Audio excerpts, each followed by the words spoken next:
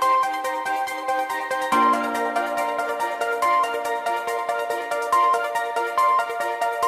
Jungle.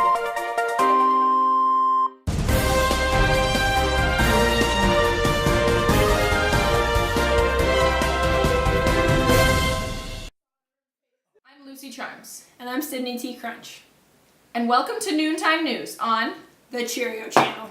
today's special broadcast is all about economics. Sponsored by Mr. T's economic classes. Our first story today is about the local plane crash. Let's go to Jackie Apple on the scene.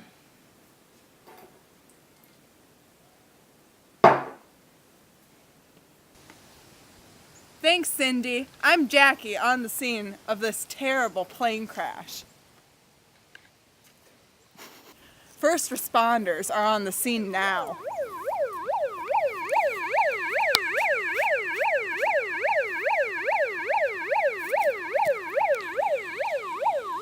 I have an eyewitness who saw the plane crash. Hi, Abby. Hi.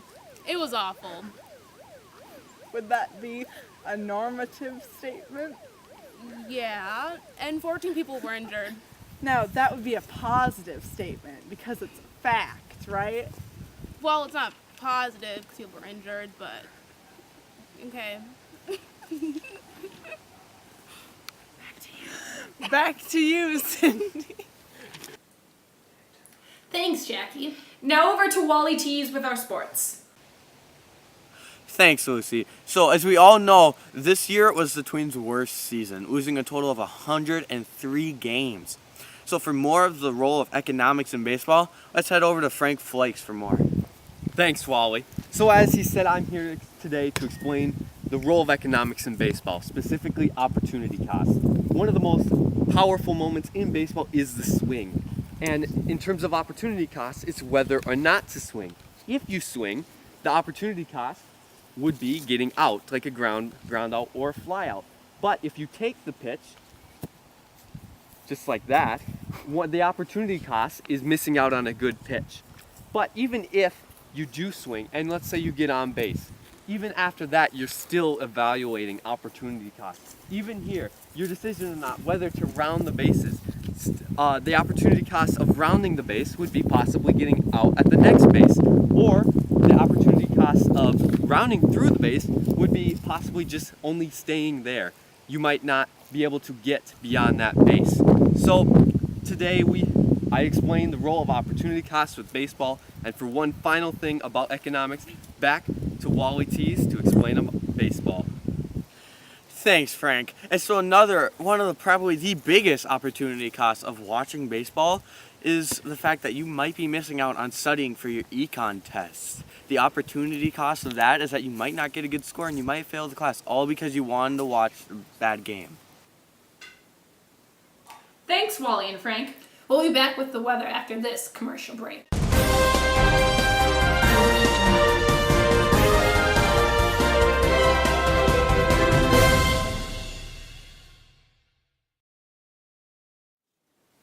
Are your kids hungry in the morning?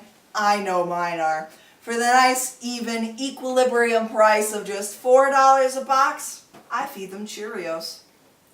Actually, due to an increase in the birth rate this past year, the demand for Cheerios has increased, so they now cost $5 a box.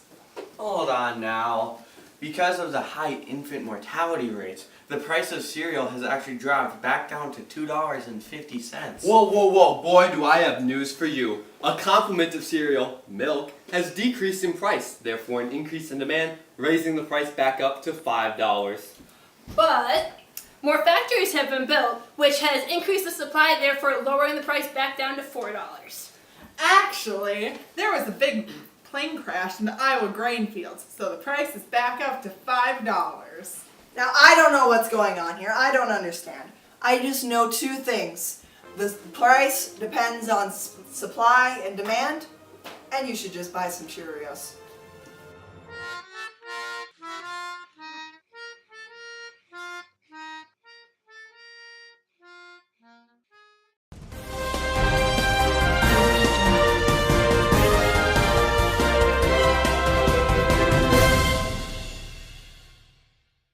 Welcome back. And now to our weather report. Hi, R.E. Puffs here, and let me tell you, Cindy, it is pandemonium down here. There are shoes flying everywhere as a tornado runs rampant through the Andover High School. The entire football team is trapped in their locker rooms, and there is a scarcity of good food and good smelling air in those rooms right now. Now, as I speak, debates are being held for the Anoka Key Club to give food to the Andover High School football team, but they will only do it at a price. And here, where I stand right now, the cost and benefit of standing on the roof of the high school with a tornado running around right beneath me, I am weighing those costs and benefits. Now, in this fight or flight situation, I choose flight. R.E. Puffs out. Thanks, Ari. Now we're just getting word of some breaking news. One of our reporters has been attacked. Lulu Fruit is on the scene. Let's go there now. Thanks, Lucy. I'm here on the scene of the attack. We have not received any news on Frank's condition yet. Oh, wait. He's dead. But we have some surveillance footage, which we'll roll right now.